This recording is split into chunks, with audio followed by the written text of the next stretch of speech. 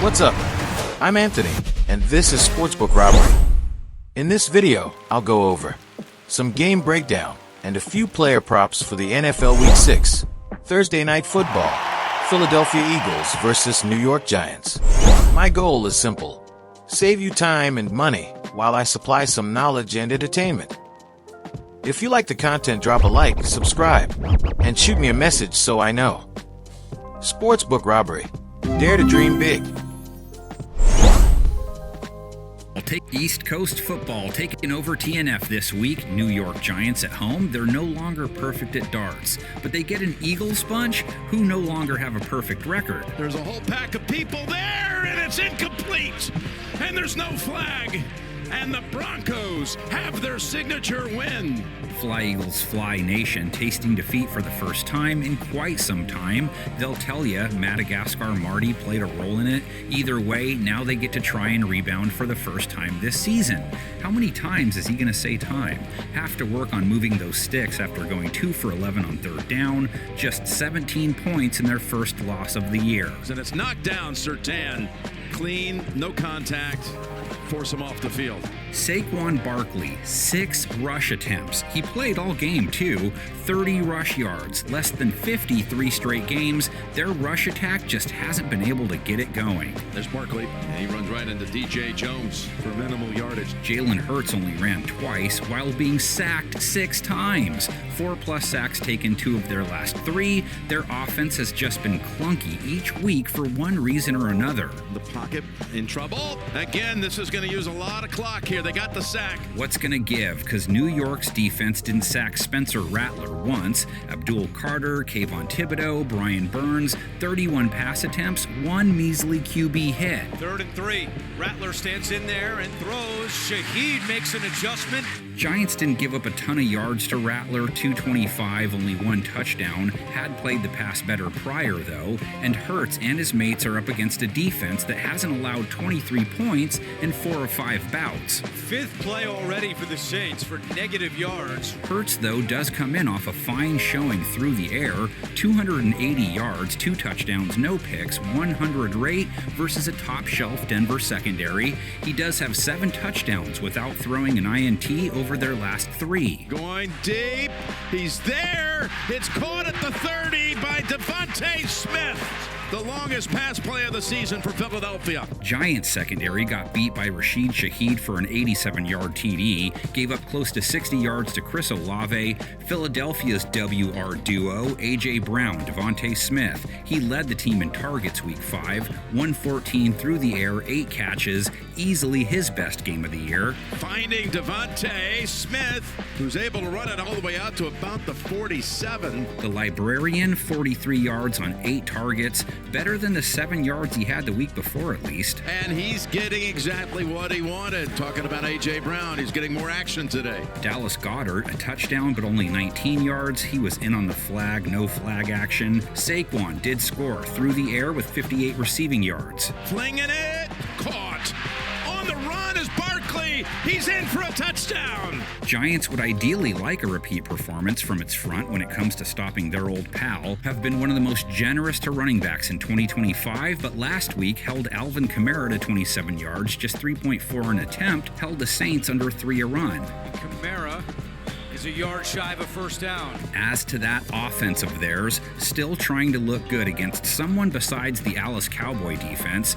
14 points versus a winless New Orleans team whose defense was giving up 30 a game up to that point.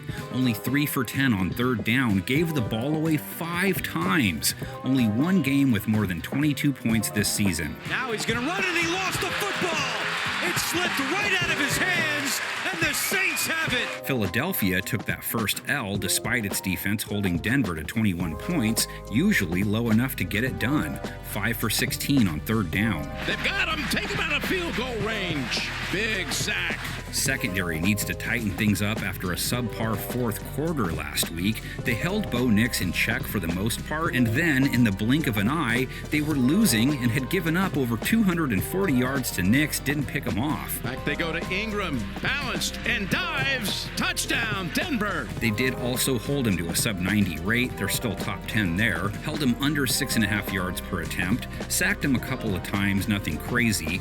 But Jackson Dart isn't looking at a defense made up of Jackie Treehorn goons. They get Dart start number 3. Second start included 2 TDs, and he only took 1 sack for a piddly 3 yards on a hefty 40 pass attempts. Looking his way, and it's caught for a touchdown. Second touchdown of the game between Dart and Johnson. He was also picked off twice. Their wideout sitch is in rough shape without neighbors. Darius Slayton, Wandale Robinson with less than 32 yards each. Theo Johnson rolls in off a 2 TD excursion, only 33 yards. But tight end Daniel Bellinger led the way with 52, so lots of tight end action. He's got a man down there, and down at the 1 is Bellinger. Philadelphia did allow a tight end TD to Evan Ingram, only 33 yards. Run game, Cam Scadaboo, second on the team with 45 receiving yards, 59 rush yards. What a job after the catch by Cam Scadaboo.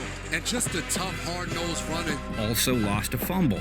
At only 3.9 to carry, he's been sub-4 back-to-back weeks. Maybe he cracks it versus a Philadelphia defense that's given up 4.5 to running backs this year, gave up 130 to Denver, 4.5 a run. Here's the give, Dobbins. Got another first down. They have to worry about Dart, too. 55 rush yards versus New Orleans, 7.9 a carry, 50-plus rush yards in each of his 2 starts. There goes Dart into the open field with a first down. Philadelphia has taken New York 7 of the last 8, 19 of the last 23. Let's relive a little of a 1993 gem. Man, you couldn't keep guys out of the end zone that day. Here's Sims. Pump fake. Jackson, touchdown. The first one of the day from 26 yards out. The first one in a long time for Phil Simms and the Giants. 7-3. You would think a game with only that many points scored would pass by a lot more quickly. All right, let's get into the props. Starting with the Giants side, Jackson Dart. First quarter rushing yards. I feel like his mental clock's just a little quicker right now. As you see with most rookies, he's been taking off and running a lot. I do think the Eagles might use a spy on him, so I'm a little cautious on his full game rushing yards, but for the first quarter, I like him to go over 8 yards.